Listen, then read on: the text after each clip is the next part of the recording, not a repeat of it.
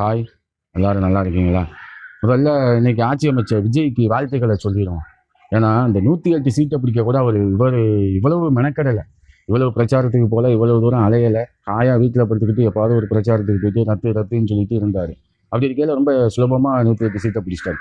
இந்த கடைசியா ஒரு 10 சீட்டை பிடிக்கிறதுக்கு ரொம்ப இந்த 5 நாள் அலைன்னு அலைஞ்சிட்டாரு பாவம். நைட்டு பார்த்தீங்கன்னா, கவர்னர் வீட்டுக்கு போறது, இல்லைன்னு வருது.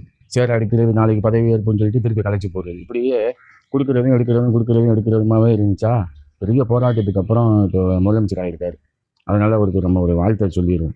அப்புறம் பார்த்தீங்கன்னா, இன்னைக்கு முதல் கையெழுத்தா என்ன சொல்லியிருக்காருன்னா, 200 யூனிட்டுக்கு 200 யூனிட் வரையும் ஃப்ரீ அப்படின்னு சொல்லியிருக்காரு. இது அவருடைய தேர்தல் அறிக்கையில் சொல்லியிருந்தது தான். ஆனால் இப்போ என்ன சொல்றாரு அப்படின்னு அப்படியே பல்ட்டி அடிச்சு 500 யூனிட்டுக்கு மேலே யூஸ் பண்ணால் 200 யூனிட் கிடையாது, 100 யூனிட் தான் வழக்கமான நடைமுறை தான் இருக்கும். 500க்கு கீழே யூஸ் பண்ணுறவங்களுக்கு தான் அந்த 200 யூனிட் ஃப்ரீ அப்படின்னு சொல்லியிருக்காரு அவர். இதை முன்னாடியே சொல்லியிருக்கணும்.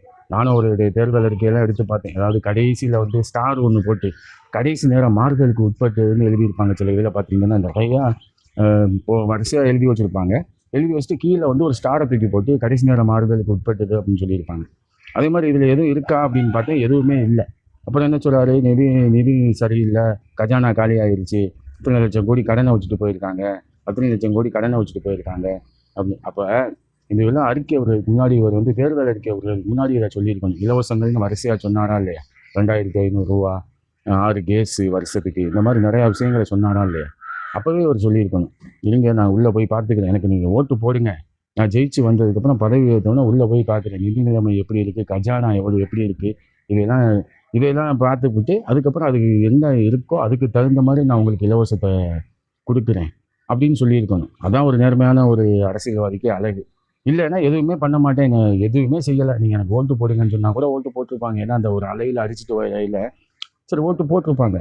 இப்போ எதுவுமே பண்ண முடியாத சூழ்நிலையில் உட்காந்துக்கிட்டு நிதி நிலைமை சரியில்லை, வெள்ளை அறிக்கை விட போகிறேன், மக்களுக்கு நீ வெள்ளை அறிக்கை விடு, கருப்பு அறிக்கை விடு, சிவப்பு அறிக்கை விடு, இதெல்லாம் அவங்களுக்கு கவலையே இல்லை.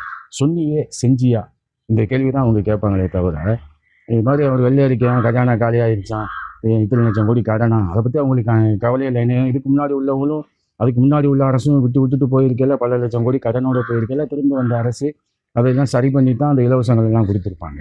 அப்படிங்கிற இவரும் சரி பண்ணி கொடுக்க வேண்டியதானே அப்படின்னு கேட்பாங்களே தவிர, இந்த வெள்ளை அறிக்கை மஞ்சள் அறிக்கையெல்லாம் அவங்களுக்கு கணக்கிலே எடுத்துக்க மாட்டாங்க, கருத்திலே எடுத்துக்க மாட்டாங்க. சொன்னியே செஞ்சியா, சொன்னீங்களே செஞ்சீங்களா, இப்படி தான் கேட்பாங்க. அதனால் முடிஞ்ச வரையும் அவருடைய தேர்தல் அறிக்கையில் என்னென்ன சொல்லியிருக்காரோ அதையெல்லாம் செய்யணும் அப்படிங்கிறத நான் எதிர்பார்க்குறேன். செய்கிறது தான் அவருக்கும் நல்லது, எல்லாருக்கும் நல்லது. இதை தான் சொல்லுவோம்னு நினச்சேன், சொல்லிட்டேன். ஓகே, நன்றி, வணக்கம்.